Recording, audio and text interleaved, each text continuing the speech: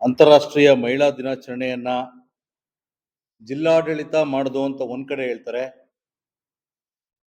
ಅದು ಜಿಲ್ಲಾಡಳಿತದ ಕಾರ್ಯಕ್ರಮವಲ್ಲ, ಅದು ಕಾಂಗ್ರೆಸ್ನ ಕಾರ್ಯಕ್ರಮವಾಗಿ ಪರಿವರ್ತನೆಗೊಂಡಂತದ್ದು ನಿಮ್ಮ ಮಾಧ್ಯಮದ ಮೂಲಕ ನಾವೆಲ್ಲರೂ ಕೂಡ ನೋಡಿದ್ದೀವಿ. ಶಾಸಕ ಇಕ್ಬಾಲ್ ಹುಸೇನ್ ಏನು ಮೊನ್ನೆ ಮಾಡಿದಂತ ಕಾಂಗ್ರೆಸ್ನ ಪ್ರಾಯೋಜಿತ ಮಹಿಳಾ ಸಮಾವೇಶ, ಅಂತಾರಾಷ್ಟ್ರೀಯ ಮಹಿಳಾ ದಿನಾಚರಣೆ ಅಂತೇಳಿ ಮಾಡಿದಂಥದ್ದು ಕೂಡಲೇ ನೈತಿಕ ಹೊಣೆ ಹೊತ್ತು ರಾಜೀನಾಮೆಯನ್ನು ಕೊಡಬೇಕು. ಈ ಶಾಸಕರು ಮಹಿಳಾ ದೌರ್ಜನ್ಯವನ್ನು ಮಾಡಿ ಈ ಕಾರ್ಯಕ್ರಮವನ್ನು ಮಾಡಿ ಮಹಿಳೆಯರಿಗೆ ದೌರ್ಜನ್ಯ ಮಾಡಿದಂಥ ಸಮಾವೇಶ ಇದು. ಮಹಿಳಾ ಸಮಾವೇಶ ಅಲ್ಲ ಇದು.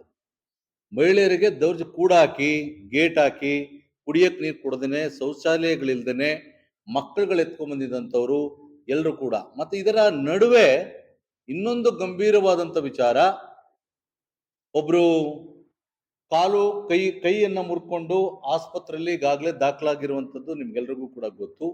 ಇದರ ಮಧ್ಯೆ ಒಂದು ಮಗು ಸತ್ತಿದೆ ಅಂತಕ್ಕಂಥದ್ದು ಕೂಡ ಮಾಧ್ಯಮದಲ್ಲೆಲ್ಲ ನೋಡಿದ್ವಿ. ಅದರ ಬಗ್ಗೆ ಸ್ಪಷ್ಟೀಕರಣವನ್ನ ಜಿಲ್ಲಾಡಳಿತ ಕೊಡಬೇಕು.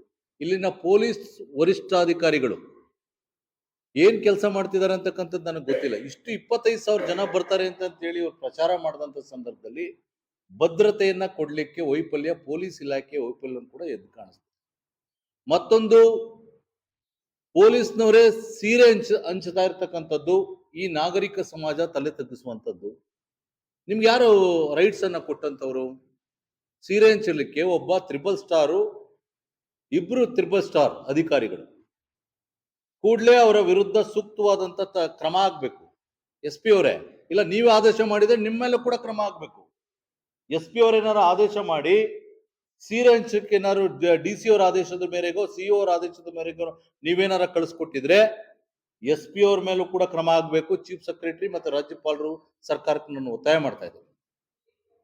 ಮತ್ತೆ ಒಂದ್ ಕಡೆ ಎಲ್ಲೋ ಮಗು ಸತ್ತಿದೆ ಅಂತಕ್ಕಂಥ ಗುಮಾನಿ, ಅವ್ರಿಗೇನೋ ಸೆಟ್ಲ್ಮೆಂಟ್ ಮಾಡಿ ಯಾರೋ ಪೋಷಕರಿಗೆ ಅವ್ರಿಗೇನೋ ಒಂದು ಮಾಡ್ಕೊಂಡು ಬಗೆಹರಿಸ್ಕೊಂಡಿದ್ದ ಅಂತಕ್ಕಂಥ ಗುಮಾನಿ. ಇದಕ್ಕೆ ಪೊಲೀಸ್ ಇಲಾಖೆ, ಜಿಲ್ಲಾಡಳಿತ ಸ್ಪಷ್ಟೀಕರಣ ಕೊಡಬೇಕು.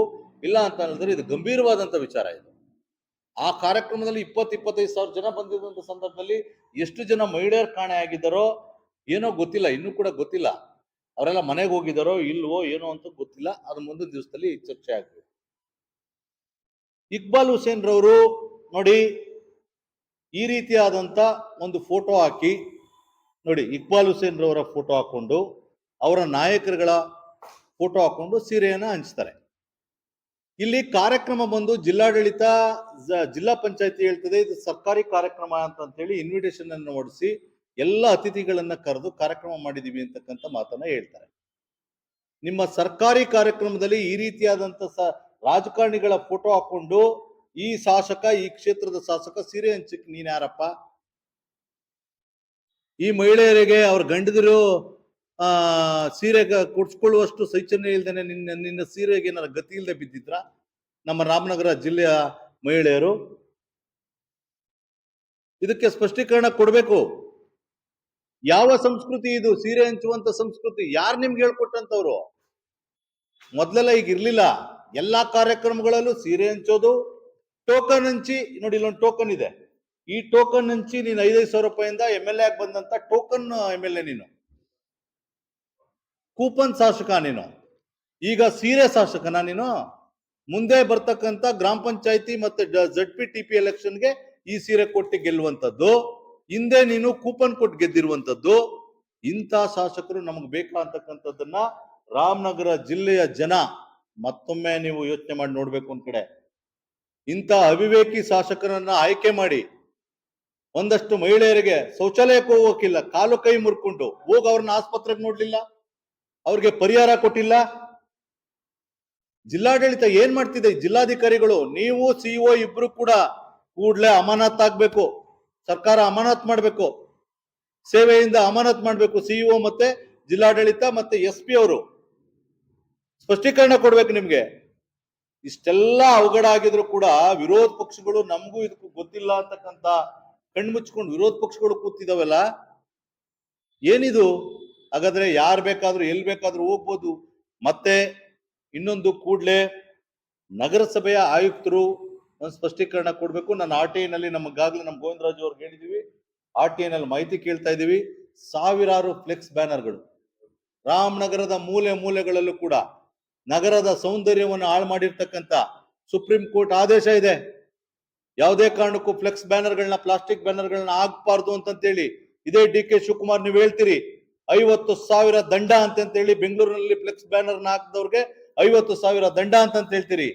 ಇದೇ ನಿಮ್ಮ ಪಕ್ಷದ ಶಾಸಕ ಅವರ ಮುಖ ದೊಡ್ಡ ದೊಡ್ಡ ಫೋಟೋಗಳನ್ನ ಹಾಕೊಂಡು ಸಾವಿರಾರು ಫ್ಲೆಕ್ಸ್ ಗಳನ್ನ ರಾಮನಗರ ಜಿಲ್ಲೆಯಾದ್ಯಂತ ಹಾಕಿದಾರಲ್ಲ, ಇದಕ್ಕೇನು ದಂಡ ಹಾಕ್ತೀರಿ ನೀವು? ಇದಕ್ಕೇನ್ ದಂಡ ಹಾಕ್ತೀರಿ? ಡಿ ಕೆ ಶಿವಕುಮಾರ್ ಅವರೇ, ನೀವು ಆನ್ಸರ್ ಮಾಡ್ಬೇಕು ಇದಕ್ಕೆ. ಜಿಲ್ಲಾಡಳಿತ ಇವ್ರಿಗೆ ಎಲ್ಲರ ಮೇಲೆ ಶಿಸ್ತು ಕ್ರಮವನ್ನ ಕೈಗೊಳ್ಬೇಕು. ನಮ್ಮ ನಗರಸಭೆ ಆಯುಕ್ತರು ಒಂದು ಎಷ್ಟು ರೆವಿನ್ಯೂ ಕೊಟ್ಟಿದ್ದಾರೆ ನಿಮ್ಗೆ? ಯಾರು ಪರ್ಮಿಷನ್ ತಗೊಂಡಿದ್ದಾರೆ ಫ್ಲೆಕ್ಸ್ ಬ್ಯಾನರ್ ಹಾಕಕ್ಕೆ? ಇದೆಲ್ಲವನ್ನು ಕೂಡ ಸಾರ್ವಜನಿಕವಾಗಿ ನೀವು ಬಿಚ್ಚಿಡಬೇಕು ಮಾಧ್ಯಮದ ಮೂಲಕ. ಇಲ್ಲ ಅಂತ ಹೇಳಿದ್ರೆ ನಗರಸಭೆ ಆಯುಕ್ತರ ಮೇಲೆ, ಸಿಇಒ ಮೇಲೆ, ಡಿಸಿ ಅವ್ರ ಮೇಲೆ, ಮತ್ತೆ ಸಿಡಿಪಿಒ, ಈ ಸಂಬಂಧಪಟ್ಟ ಎಲ್ಲ ಅಧಿಕಾರಿಗಳ ಮೇಲೆ ನಾವು 10ನೇ ತಾರೀಕುವರೆಗೂ ಗಡುವನ್ನ ಕೊಡ್ತಾ ಇದ್ದೇವೆ. ಮುಂದಿನ ತಿಂಗಳು 10ನೇ ತಾರೀಕುವರೆಗೂ ಗಡುವನ್ನ ಕೊಟ್ಟು ಮತ್ತೆ ಒಂದು ದೊಡ್ಡ ಬೃಹತ್ ಆದಂತ ಹೋರಾಟವನ್ನ ಹಮ್ಮಿಕೋಬೇಕು ಅಂತೇಳಿ ಸಭೆನಲ್ಲಿ ಒಕ್ಕೊರಲಿಂದ ನಾವೆಲ್ಲ ನಾಯಕರುಗಳು ಕೂಡ ತೀರ್ಮಾನ ಮಾಡಿ ಹೇಳಿದ್ದೇವೆ. 10ನೇ ತಾರೀಕುವರೆಗೂ ನಿಮ್ಗೆ ಗಡುವು. ಇದ್ರೊಳಗಡೆ ಆ ಮಗು ಏನಾಯ್ತು, ಸತ್ತಿದ್ಯಾ ಬದುಕಿದ್ಯಾ, ಅದ್ರ ಬಗ್ಗೆ ಏನು ಸ್ಪಷ್ಟೀಕರಣ ಕೊಡ್ಬೇಕು ಜಿಲ್ಲಾಡಳಿತ.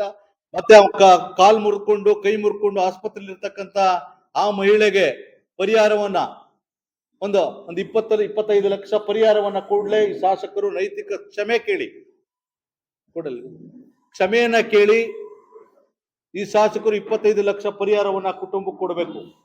ಮತ್ತೆ ಎಲ್ಲ ಅವಘಡಗಳಿಗೆ ಈ ಕ್ಷೇತ್ರದ ರಾಮನಗರ ಜಿಲ್ಲೆಯ ಜನರ ಕ್ಷಮೆಯನ್ನ ಕೇಳಬೇಕು. ಇಲ್ಲ ಅಂತ ಹೇಳಿದ್ರೆ 10ನೇ ತಾರೀಕು ಒಳಗಡೆ ಬೃಹತ್ ಆದಂತ ಹೋರಾಟವನ್ನ ಜಿಲ್ಲಾಧಿಕಾರಿ ಕಚೇರಿಗೆ ಮುತ್ತಿಗೆ ಹಾಕುವಂತ ಒಂದು ಕಾರ್ಯಕ್ರಮವನ್ನು ಇಟ್ಕೋಬೇಕು ಅಂತ ಹೇಳಿ ಸಭೆಯಲ್ಲಿ ತೀರ್ಮಾನ ಮಾಡಿದ್ದೀವಿ. 10ನೇ ತಾರೀಕುವರೆಗೂ ಗಡುವನ್ನ ಕೊಟ್ಟಿದ್ದೇವೆ. ಇಲ್ಲ ಅಂತ ಹೇಳಿದ್ರೆ ಯಾವ ರೀತಿ ಚಳುವಳಿ ಮಾಡಬೇಕು ಅಂತ ಹೇಳಿ ಈಗಾಗಲೇ ನಮ್ಮ ಸಭೆಯಲ್ಲಿ ತೀರ್ಮಾನ ಆಗಿದೆ. ಅದನ್ನ ಈಗಲೇ ಹೇಳೋದಿಲ್ಲ. ಆ ರೀತಿಯಾದಂತ ಚಳುವಳಿಯನ್ನ ಮಾಡ್ತೀವಿ. ಶಾಸಕರಿಗೆ, ಈ ಜಿಲ್ಲಾಡಳಿತಕ್ಕೆ, ಈ ಜಿಲ್ಲಾ SP ಅವ್ರಿಗೆ ಎಲ್ರಿಗೂ ಕೂಡ ಚೀಮಾರಿ ಹಾಕುವಂತ ಕೆಲಸವನ್ನ ನಾವು ಮಾಡ್ಬೇಕು ಅಂತ ಹೇಳಿ ಸಭೆ ತೀರ್ಮಾನ ಮಾಡಿದ್ದೇವೆ. ಅದನ್ನ ಮಾಧ್ಯಮದ ಮೂಲಕ ಹೇಳ್ತಾ ಇದ್ದೇವೆ. ಮತ್ತೊಂದು, ಇದಕ್ಕೂ ಕೂಡ ನೀವು ಜಗ್ಲಿಲ್ಲ ಅಂದ್ರೆ ದಪ್ಪ ಚರ್ಮದ ಅಧಿಕಾರಿಗಳು, ನೀವು ಈ ರಾಜಕಾರಣಿಗಳು, ದಪ್ಪ ಚರ್ಮದ ರಾಜಕಾರಣಿಗಳು, ನೀವು ಇದಕ್ಕೂ ಜಗ್ಲಿಲ್ಲ ಅಂತ ಹೇಳಿದ್ರೆ ನಾವು ಚೀಫ್ ಸೆಕ್ರೆಟರಿ ಅವ್ರಿಗೆ ಮತ್ತೆ ರಾಜ್ಯಪಾಲರಿಗೆ ದೂರನ್ನ ಕೊಡ್ಲಿಕ್ಕೂ ಕೂಡ ಈಗಾಗಲೇ ನಾವು ಚಿಂತನೆಯನ್ನ ಮಾಡಿದ್ದೇವೆ. ಅದ್ರ ಮತ್ತೆ ಈ ಕ್ಷೇತ್ರ ಕಂಡಂತ ಕೆಟ್ಟ ಶಾಸಕ, ಟೋಕನ್ ಶಾಸಕ, ಸೀರೆ ಹಂಚುವಂತ ಶಾಸಕ, ಇದೆಲ್ಲ ಈ ಹಣ ಎಲ್ಲಿಂದ ಬಂತು? ಹವಾಲ ಹಣ, ಇದು ಕೂಡ ತನಿಖೆ ಆಗ್ಬೇಕು. ಸಾವಿರಾರು ಬಸ್ಗಳನ್ನ ಪ್ರತಿಯೊಂದು ಕ್ಷೇತ್ರಕ್ಕೂ ಕೂಡ ಕಳಿಸ್ಕೊಟ್ಟಿದ್ದಾರೆ. ಈ ಬಸ್ಗಳಿಗೆ ದುಡ್ಡು ಕೊಟ್ಟಂತವ್ರು ಯಾರು? ಹಳ್ಳಿಗಳಿಗೆ ಪ್ರತಿಯೊಂದು ಊರಿಗೂ ಕೂಡ ಬಸ್ಗಳನ್ನ ಕಳಿಸ್ಕೊಟ್ಟಕ್ಕೆ ಇದು ಹಣ ಎಲ್ಲಿಂದ ಬಂತು? ಜಿಲ್ಲಾಡಳಿತ ಹೇಳ್ತದೆ ಸರ್ಕಾರಿ ಕಾರ್ಯಕ್ರಮ ಅಂತಂತೇಳಿ. ಹಾಗಾದ್ರೆ ಜಿಲ್ಲಾಡಳಿತ ದುಡ್ಡು ಕೊಟ್ಟಿದ್ಯಾ? ಶಾಸಕ ದುಡ್ಡು ಕೊಟ್ಟಿದಾರ? ಯಾರು ಕೊಟ್ಟಿದ್ದಾರೆ? ಈ ಫ್ಲೆಕ್ಸ್ ಬ್ಯಾನರ್ಗೆ ಯಾರು ದುಡ್ಡು ಕೊಟ್ಟಿದ್ದಾರೆ? ಇವೆಲ್ಲವೂ ಕೂಡ ಸಮಗ್ರವಾಗಿ ತನಿಖೆ ಆಗ್ಬೇಕು. ಇಷ್ಟೊತ್ತಿಗೆ ಜಿಲ್ಲಾಡಳಿತ ಅಥವಾ ನಮ್ಮ ಪೊಲೀಸ್ ಕಮಿಷನರ್ ಅವರು, ನಮ್ಮ SP ಅವರು ಇಷ್ಟೊತ್ತಿಗೆ ಸುಮೋಟೋ ಕೇಸ್ ಹಾಕೊಂಡು ಇದ್ರ ಮೇಲೆ ಯಾರ ಮೇಲೆ ನೀವು ದೂರು ದಾಖಲು ಮಾಡಿದ್ರಿ? ಅವತ್ತಿನ ಅವ್ಯವಸ್ಥೆ ಆಯ್ತಲ್ಲ SP ಸಾಹೇಬ್ರೆ, ಸ್ಪಷ್ಟೀಕರಣ ಕೊಡ್ಬೇಕು ನೀವು. ಕಾಲ್ ಮುರ್ಕೊಂಡವ್ರೆ, ಮಗು ಸತ್ತಿದೆ, ಇನ್ನು ಹಲವಾರು ಮಹಿಳೆಯರು ಟಾಯ್ಲೆಟ್ ಹೋಗ್ಲಿಕ್ಕೆ ಟಾಯ್ಲೆಟ್ ವ್ಯವಸ್ಥೆ ಇರಲಿಲ್ಲ, ಕುಡಿಯೋ ನೀರಿರ್ಲಿಲ್ಲ. ಮತ್ತೆ ಈ ಕ್ಷೇತ್ರದ ಶಾಸಕರು ಹೇಳಿ ದಿಗ್ಬಂಧನ ಹಾಕ್ಸಿದ್ರು, ಗೇಟ್ಗಳ ಹಾಕಿ ಯಾರು ಹೋಗೋಕಿಲ್ದಂಗ ಹಾಕಿದ್ರು. ಪೊಲೀಸ್ನವರೇ ಸೀರೆ ಹಂಚಿದ್ದಾರೆ. ಇವೆಲ್ಲವದ್ರ ಮೇಲೆ ಪೊಲೀಸ್ ಇಲಾಖೆ ಏನು ಕ್ರಮ ಕೈಗೊಂಡಿದೆ? ಇದು ಸಾರ್ವಜನಿಕರು ಪ್ರಶ್ನೆ ಮಾಡ್ತಿರ್ತಕ್ಕಂಥ ದಿನ. ಹಾಗಾಗಿ